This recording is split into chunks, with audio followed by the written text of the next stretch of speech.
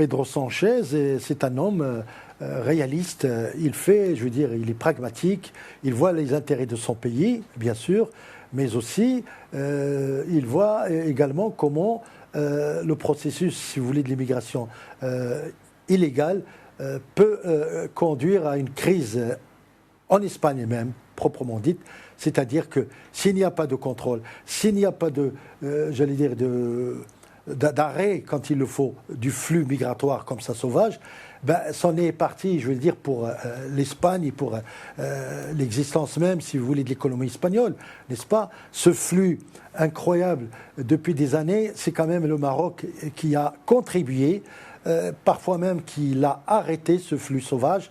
Et aujourd'hui, Pedro Sánchez ne fait que rendre justice au Maroc parce qu'il a vu de ses propres yeux, il a vu lui-même un petit peu les conséquences de cette politique néfaste, dangereuse, cynique du gouvernement algérien, qui fait que le gouvernement algérien est prêt à tout pour naturellement détruire cette relation difficile déjà qui est en train de se réparer, de se réinstaurer entre le Maroc et l'Algérie, entre le Maroc et l'Espagne.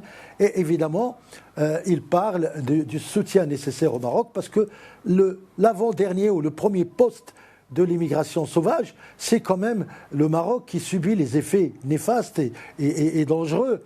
C'est le Maroc qui paye le prix